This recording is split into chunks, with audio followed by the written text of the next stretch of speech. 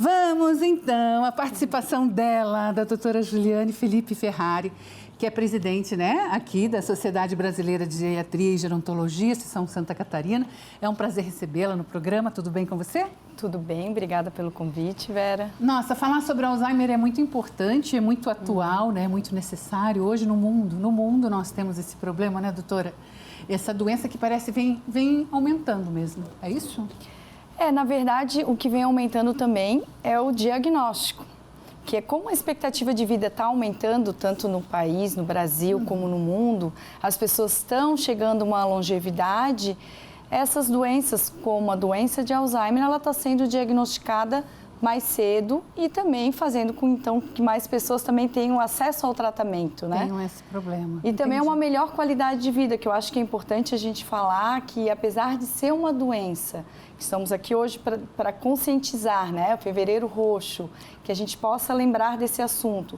Apesar de ser uma doença incurável, ela pode ter tratamento, trazendo qualidade de vida para os nossos pacientes. Que é o importante, né? Para os pacientes, para o cuidador também desse paciente. Para toda a família, com certeza. É uma doença que afeta o cuidador, a família, a sociedade também, porque eu acho que a sociedade ainda não está preparada para lidar com o idoso com doença de Alzheimer. Normalmente, a partir de que idade, assim, é mais comum? A partir dos 60? A gente considera no Brasil idoso 60 anos, né? Realmente é uma doença que vai acometer mais pessoas mais velhas. Então, a gente fala que acima dos 80, 85 anos que é a maior prevalência. Existem casos de pessoas mais jovens, com 50 e poucos anos? Existem, mas são casos raros. Então, a maioria vai ser realmente a partir de 60 e uma grande prevalência acima de 80 anos. De 80 anos, ali que realmente se percebe, né? Se percebe. Porque é uma doença que chega também devagarinho? Pode-se dizer que a gente, que a pessoa às vezes vai vivenciando com Alzheimer sem ter um entendimento, é isso mesmo? Os estudos mostram que realmente a doença se inicia até 15 anos antes dos primeiros sintomas. Então, realmente é muito difícil a gente fazer um diagnóstico muito precoce. Então, a gente só vai se dar conta que aquele nosso familiar está com uma doença, realmente a questão de falta de memória, que é uma doença, porque a gente também pode ter a falta de memória que faz parte do nosso processo normal de envelhecimento. A gente também não pode deixar de falar isso, né? Mas quando que é doença? Eu acho que é aí que é a grande questão. Quando é que a pessoa, o familiar, ou às vezes a própria pessoa também tem consciência de alguma coisa estar diferente? Quando, doutora? Essa que é Quando? Essa que é a pergunta boa. Quando realmente esse esquecimento, muitas vezes considerado normal, ele afeta o dia a dia da pessoa. Quando isso começa a atrapalhar, quando a pessoa já começa a perder, que a gente fala, a funcionalidade do seu dia a dia. Esquecer um compromisso, esquecer um nome de alguém, pode ser considerado normal? Sim. Já aconteceu contigo, provavelmente, já aconteceu comigo também. Isso a gente fala que faz parte do envelhecimento normal. Agora, quando começa a ser repetitivo, quando começa a atrapalhar as suas atividades, deixar de tomar os seus remédios de maneira correta, né? Deixar de realmente a fazer aquilo que estava acostumado a fazer. Então, a gente fala assim, a pessoa começa a ficar um pouco atrapalhada, vamos dizer assim, um termo mais que todos possam entender, e isso é um alerta para que a gente perceba que não é mais um envelhecimento normal e que pode ser uma doença. Eu conheço um caso que foi bem próximo, assim, que o idoso saiu de casa para ir na prefeitura, por exemplo, foi lá em Balneário Camboriú, saiu de casa para ir na prefeitura, morava perto, se perdeu, onde é que eu estou, onde é que eu vou, para onde é que eu estava indo? Quer dizer, isso pode acontecer subitamente também. Pode acontecer. É claro que também, para a gente fazer um diagnóstico de demência de Alzheimer, a gente tem que excluir outras doenças. Às vezes, aquela pessoa não dormiu bem no dia. Foi um lapso, pode acontecer. Pode acontecer. Tomou algum medicamento errado, ou está tomando continuamente medicamento a longo prazo que não está fazendo bem para o cérebro. Picos de pressão alta. Então, depressão também é outro quadro que a gente deve excluir. Metabólico também.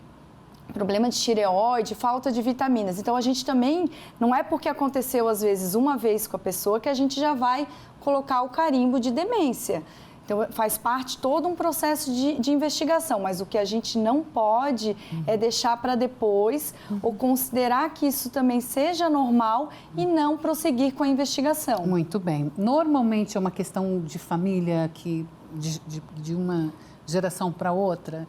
Normalmente não, tem essa questão é muito interessante porque é um medo de todos, né? Ah, é genético, a minha mãe teve, a minha avó teve, mas a gente sabe que 70% dos fatores de risco para doença de Alzheimer são fatores modificáveis. Aí que também vai mais um alerta para a sociedade.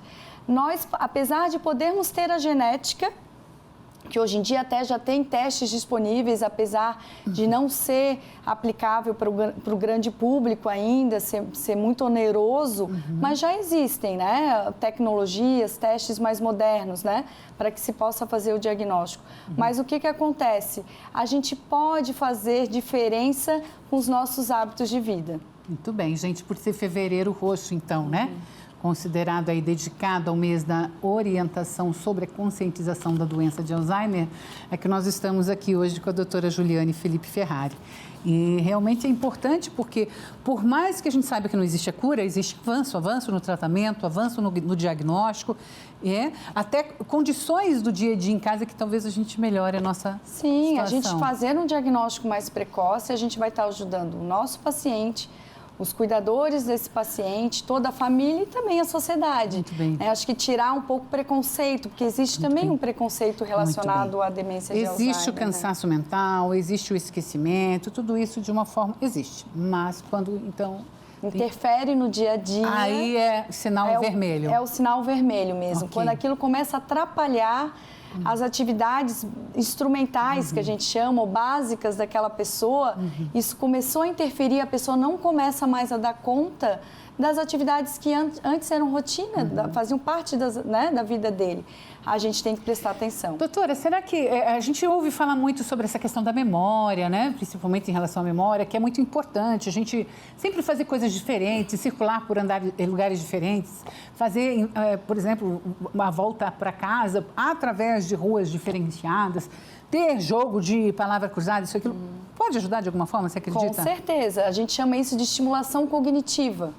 O nosso cérebro, ele precisa de desafios, ele quer aprender algo novo. Então, a gente brinca, a gente não pode se aposentar da vida. A gente se aposenta, às vezes, de um trabalho remunerado, às vezes faz outras atividades também, mas a gente não pode se aposentar de todas as nossas atividades. A gente tem que estar sempre querendo aprender algo novo, estimulando o nosso cérebro e não esquecer da atividade física também. Bom, gente, estamos iniciando praticamente o ano de 2023. O que você vai fazer de diferente esse ano para a sua saúde, para a sua qualidade de vida? Porque às vezes a gente entra ano, sai ano, a gente fica nas mesmas funções. Com certeza. Com o mesmo processo, na mesma questão.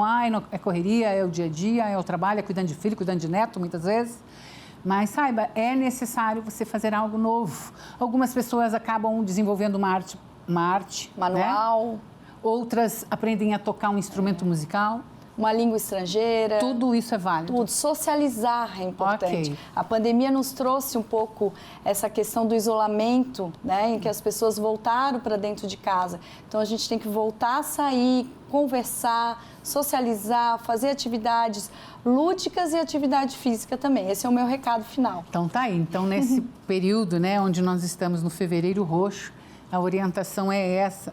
E primeiro, que existe sim a doença. Segundo, não é incomum hoje na humanidade, mas existe tratamento diagnóstico precoce. E como a gente deve, no dia a dia, melhorar as nossas atitudes, as nossas atividades, para que a gente possa deixar a nossa mente também saudável, né? Com questões diferenciadas. Com certeza, queremos envelhecer física e mentalmente e espiritualmente também, né? Isso aí, de uma forma muito, muito madura, né? Muito, muito especial. Obrigada, tá, doutora? Obrigada Prazer também, recebê-la.